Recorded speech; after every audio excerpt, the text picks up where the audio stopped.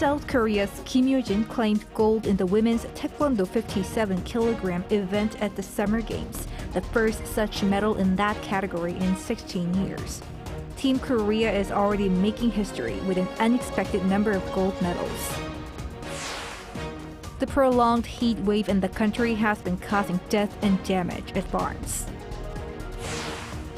Israel is holding an underground bunker meeting amid fears of Iran's retaliatory strike, while the U.S. warns Iran of serious economic consequences should it attack Israel. It's August 9th, 6 p.m. in Seoul. This is Newscenter.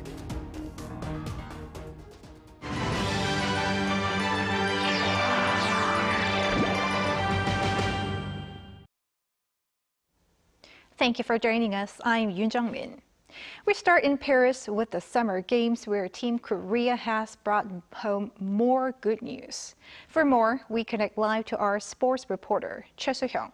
Soo-hyung, the Olympics is near the end, but first of all, what can you tell us about the historic Taekwondo event? Yes, Jungmin, let's start with Taekwondo, as Team Korea claimed another gold on Thursday local time thanks to Kim Yoo-jin winning the women's under 57-kilogram event. It was the first gold medal for South Korea in this category in 16 years since 2008 in Beijing. Kim beat Nahid Kiani of Iran with set scores of 2-0. The 23-year-old, ranked just 24th in the world, knocked off 4 of the world's top 5 in her weight division before reaching the final. On Wednesday local time, Park Tae-jun won the gold in the men's under 58 kilograms, marking Korea's first ever Olympic gold in this category. Thanks to those victories, Korea, as the founder of the sport, has overcome the disappointment of not winning any gold medals at the Tokyo Olympics. Over the past 2 weeks, Team Korea has continuously brought home joyful medal news, winning 13 gold, 8 silver, and 7 bronze to rank 6th place so far. South Korea has already surpassed its initial goal of winning 5 gold medals and is on course to finish well above the 15th in the rankings that had been targeted beforehand. In terms of gold medals, they are now tied with their achievements at Beijing 2008 and London 2012. The results at the Paris Games are even more impressive, given that Korea sent a delegation of 144 athletes, the smallest since the 1976 Montreal Games. Looking at the results so far, Team Korea has won the most gold medals in archery, securing 5 in total. This includes winning the women's team event for the 10th consecutive time and the men's team event for the 3rd consecutive time. The shooting team also claimed in total of 3 gold medals. In particular, at just 16 years old, Pan Hyo-jin won the women's 10-meter air rifle event, becoming South Korea's youngest Summer Olympics gold medalist and securing the country's 100th Summer Games gold. In badminton, world number 1 An Se-young showcased her dominance by winning the women's singles event, marking Korea's first victory in this category in 28 years. Team Korea's medal hunting isn't over yet. Coming up this weekend, there's the modern pentathlon, high jump, weightlifting, and breaking. In the modern pentathlon, Korea swept the World Championships in June with 4 gold. Jeon Ung-tae and Seop Chang-wan are aiming for more gold. High jumper Woo Sang-hyuk is also aiming for Korea's first medal in his event. Weightlifter Park Hae-jung and breaking dancer Kim Hong-yeol, as known as Hong Tan, are ready to stand on the podium. With the Paris Olympics wrapping up on Sunday, more miracles and medals are anticipated for Team Korea.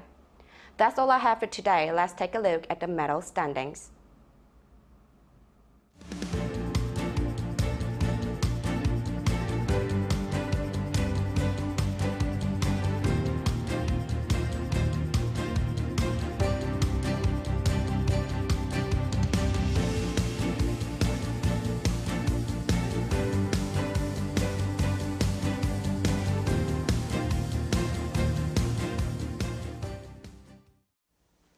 Staying in Paris, a number of Korean athletes at the Olympics this year have shot to fame not simply for their game, but for other actions and qualities.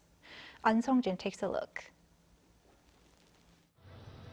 The 2024 Paris Olympics has been eye-grabbing. not only for its fierce competition and performances, but also for its behind-the-scenes moments that show another side to the athletes. South Korean table tennis player Shin Yu-bin is one of them. The 20-year-old won fans at home and abroad when the scene of her eating bananas, rice balls, and peaches went viral. She also had pictures of her with an ice pouch on her head, bringing even more attention. Her cute image gave her the nickname Byagi, which mimics the sound of a chick chirping in Korean. As Olympic stars grab attention, related products have also gained popularity. Peaches similar to the one eaten by Shin saw sales surge within days, and the number of searches for them also went up. Similarly, a pop-up store in Seoul saw strong sales of photo cards with various national team players on them, which had a 1-gram gold medal added. Most of the photo cards were already sold out early on. Commemorative coins for the Paris Olympics sold in convenience stores in South Korea were all sold out as well, reaching sales of up to 50 million won, or $36,000. As viewers found interest in Olympic stars, some enjoyed a bump in their popularity.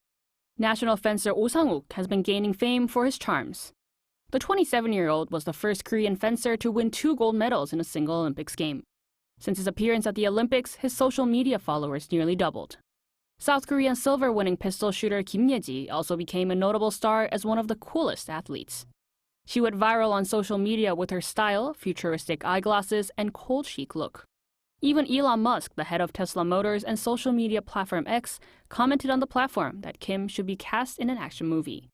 The Olympic Games is about more than just the matches. It becomes an opportunity to get closer to the athletes that shine for the country. An Sung-jin, Arirang News.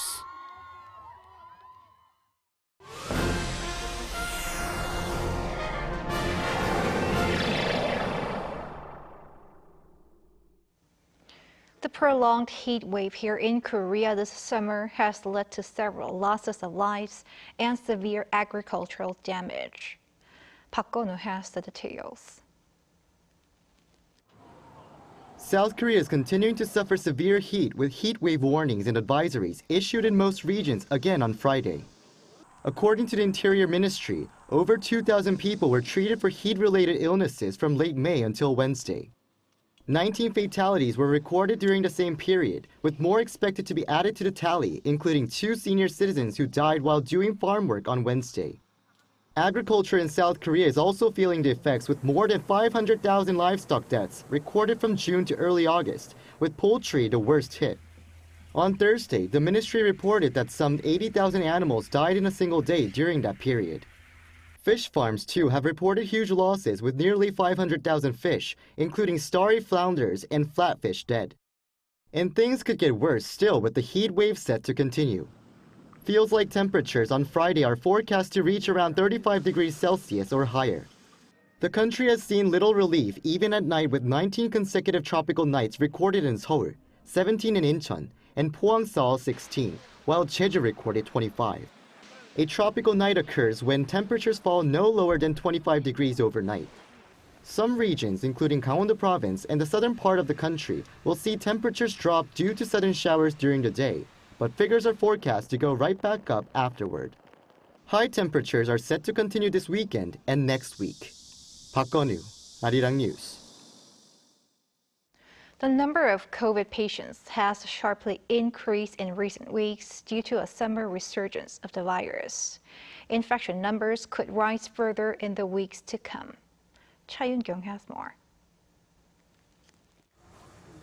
There has been an increase in cases of COVID-19 recently. The virus detection rate of COVID-19 patients in Korea was 13% in the second week of July and about 40% in the first week of August. Inpatient cases have also been increased significantly. The number of inpatients with COVID-19 was 148 in the second week of July, but this has risen to 861 by the first week of August, increasing about 6-fold in a month. It has almost doubled comparing to a week before. Around 65% of those patients were aged 65 or older, and around 18% were aged from 50 years old to 64 years old. Several regions are experiencing a shortage of self-test kits and medication for COVID-19 due to the unexpected resurgence of the virus. The government announced that medication will be supplied twice a week instead of once a week starting from the first week of August.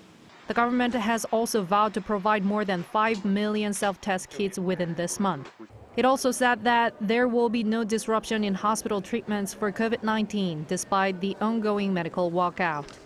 However, the number of COVID-19 patients is expected to rise as the previous cycle of COVID-19 surged at the end of August.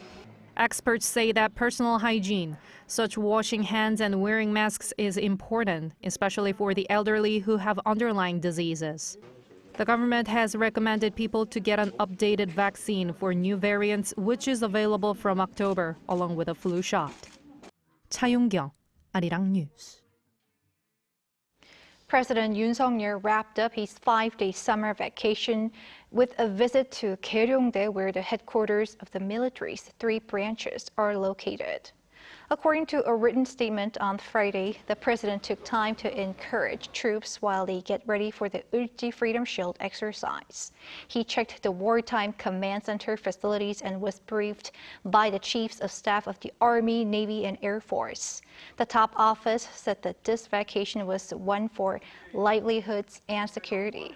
President Yoon has repeated his message of saying security means economy. It started on Monday with his visit to a presidential retreat on Cheodo Island, and during the week he stayed at a naval base in Jinhae before arriving at Gyeryongdae on Thursday.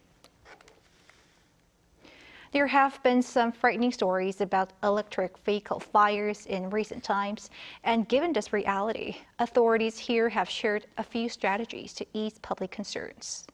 Lee Soo-jin has more. With growing concerns in South Korea about the safety of electric vehicle batteries, there is a lot of attention on how to deal with EV battery fires. Firefighters here are demonstrating what they do when an electric vehicle catches on fire. They begin by spraying the entire vehicle with a hose, then place a device beneath it that sprays water like a fountain, ensuring the water reaches the batteries located under the car. The firefighters then cover the vehicle with a fire blanket in order to prevent the fire from spreading. After that, fire suppressor tubes are placed around the vehicle and filled with water until the battery is completely submerged. But this means that lots of equipment is needed to extinguish the fire. As such, efforts are underway to supply fire blankets to every apartment complex in Incheon to help with the initial response to a battery fire. We plan to distribute 1 vehicle fire suppression blanket to each of Incheon's approximately 1,600 apartment complexes. Incheon is where an electric Mercedes-Benz sedan parked in an underground parking lot of an apartment complex suddenly caught fire last Thursday. According to the firefighters, the car was not being charged. The fire damaged more than 140 cars and left 23 people hospitalized, raising concerns about the safety of electric vehicle batteries. While there is also growing interest in fire extinguishers specifically designed to put out lithium-ion battery fires, it may be difficult for individuals to completely put out the fire with just an extinguisher, even in the early stages. This is why one expert said that the most effective measure would be to improve parking lot safety. Fire compartments should be set up in underground parking lots, and in the long term, charging stations should be installed on the ground level to encourage electric vehicle owners to park above ground. Meanwhile, the South Korean government is set to come up with a comprehensive plan to deal with the rising number of fires sparked by electric vehicles. The Ministry of Environment said on Thursday that it will host an emergency meeting on the 12th of August for relevant government agencies, including the Ministries of Industry and Transport and the National Fire Agency. Lee Soo-jin, Arirang News.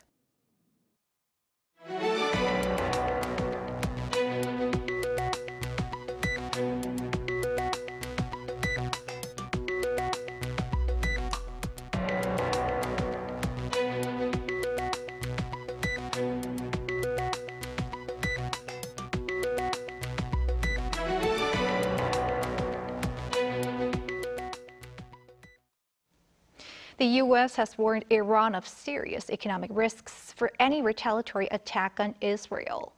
Meanwhile, the Israeli cabinet held an underground bunker meeting amid fears of a wider confrontation that looks imminent. Moon Hae-ryun has the latest. Amid fears of a massive Iranian retaliatory attack against Israel for the killing of a Hamas leader and a top Hezbollah commander, the U.S. has warned that Iran's economy could pay a heavy price should such actions be taken. On Thursday, the Wall Street Journal reported that a senior U.S. official stated the warning was directly conveyed to Tehran, as well as through intermediaries. He said the notice made clear that there is a serious risk of consequences for Iran's economy and the stability of its newly elected government if it goes down that path. This means that Washington could impose economic sanctions on Iran. The Biden administration has been trying to work towards a ceasefire in Gaza, joining calls from leaders in Egypt and Qatar for Israel and Hamas to resume negotiations on August 15th. Although the senior official cited that the US government does not expect a deal to be made on that day, he said preparations for talks are likely to resume soon. The US has also made it clear that it is ready to defend Israel, with US Defense Secretary Lloyd Austin approving the deployment to the Middle East and Europe of additional Navy cruisers and destroyers capable of shooting down ballistic missiles. Meanwhile, the Israeli Security Cabinet held a meeting at an underground bunker known as the Pit on Thursday night. Despite rumors that the meeting took place at the underground command room over fears of an Iranian strike, Israel says the event was a drill for a potential emergency situation. Located under the Security Ministry's headquarters, the last time such a meeting took place at the Pit was in April, when Iran responded to an Israeli attack on its embassy in Syria by firing hundreds of drones and missiles towards Israeli targets. With an escalation in tensions in the Middle East, Israel is continuing to conduct airstrikes in Gaza, killing at least 40 Palestinians on Thursday, according to Palestinian health authorities. Palestinian health authorities say close to 40,000 Palestinians have been killed and more than 90,000 others have been injured since last October. 문혜련, Arirang News. Ukrainian forces reportedly continued their attacks deeper into the Kursk region in the southwestern Russia on Thursday local time, with weapons provided by the West. This is 3 days since Ukraine began one of the largest cross-border incursions since the war started in 2022. Around 350 square kilometers have reportedly been captured in the Kursk area. The Russian Defense Ministry said on Thursday that Moscow has been blocking Ukraine from getting deeper inside. On the same day, Ukrainian President Volodymyr Zelensky said Russia must feel the consequences of the war without commenting on the recent incursion directly. A former UN official from Canada known to be an expert on North Korea has been detained in Switzerland on charges of espionage. The Canadian was arrested by Swiss authorities a few months ago on suspicions of spying, most likely for China. Now, this is according to joint coverage on Thursday by German news outlet Der Spiegel, Swiss media company Tamedia, and NK News. The man in his 50s is believed to have met often with North Korean officials in Geneva and relayed information to Chinese agents while traveling to China as an environmental consultant. Over in the U.S., a highly anticipated televised debate has been set for September 10th by ABC Network, featuring Vice President Kamala Harris and former President Donald Trump. In the meantime, a new poll suggests Harris is slightly ahead of Trump. Our foreign affairs correspondent Pei-Yun-ji has more. U.S. presidential nominees Kamala Harris and Donald Trump have agreed to debate on ABC News on September 10th. The network announced in a statement on Thursday U.S. local time that the vice president and the former president have both confirmed their attendance. Well, I'm glad that he's finally agreed to a debate on September 10th. I'm looking forward to it and hope he shows up. Speaking at a news conference, Trump said he's looking forward to the face-off and that he wants to add 2 more debates. With all of that being said, I think it's very important to have debates, and we've agreed with Fox on a date of September 4th. We've agreed with NBC. Fox News proposed a debate early next month, and NBC News is also planning to air one later in September.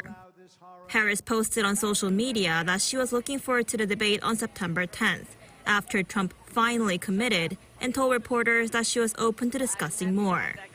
Amid a tight race between the 2 candidates, Trump suggested he should be able to influence decisions made by the Federal Reserve if he becomes president again. With growing concerns over a U.S. recession, Trump said that people on Wall Street believe if he doesn't win, the U.S. is going into a depression. The war in the Middle East is another factor dividing Republicans and Democrats. During a campaign rally in Michigan on Wednesday night, Harris fired back at pro-Palestinian protesters of Israel's war in Gaza as they interrupted her speech. About halfway through her remarks, protesters shouted they won't vote for genocide, suggesting that the war in Gaza remains a major issue among voters. Meanwhile, a new poll shows Kamala Harris is seen widening her lead over Donald Trump. According to a poll released by Ipsos on Thursday, Harris held an approval rating of 42%, compared to Trump's 37%. This comes just days after Harris picked Minnesota Governor Tim Walz as her running mate. But it still remains to be seen whether the first debate between Harris and Trump next month will lead to a massive change in the race. 배은지, Arirang News. Meanwhile, in Japan, at least 12 people have been injured in a magnitude 7.1 earthquake that struck off the coast of its southeastern Kyushu island in Miyazaki Prefecture. The quake occurred at around 4:43 p.m. Thursday. Japan's Chief Cabinet Secretary Yoshimasa Hayashi told reporters that there have been no reports of abnormalities at nuclear power plants. Tsunami advisory in nearby regions have been in place but have subsequently been lifted. However, the Japan Meteorological Agency warned there's a higher chance of another major earthquake near western Japan's Pacific coast.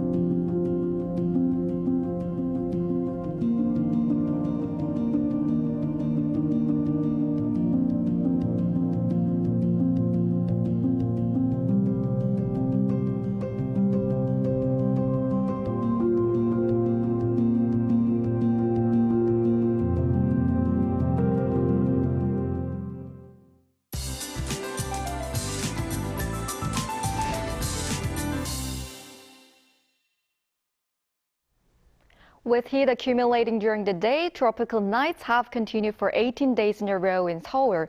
With heat warnings issued in most parts of the country, Seoul will be as hot as 34 degrees Celsius tomorrow. For the time being, there will be frequent showers due to atmospheric instability.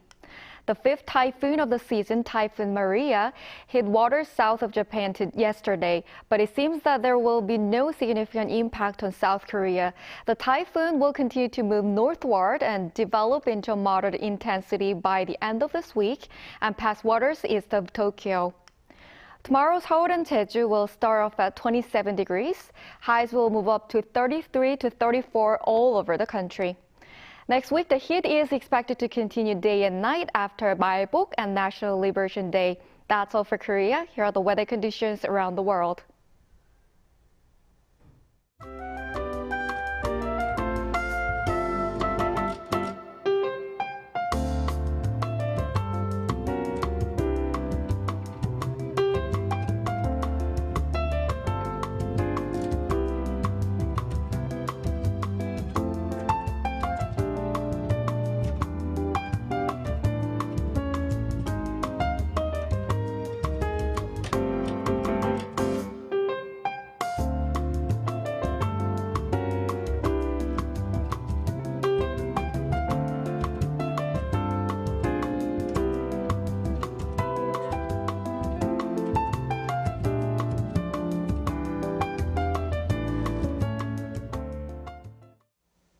And that is Newscenter for tonight. Thanks for watching. A panel session coming up.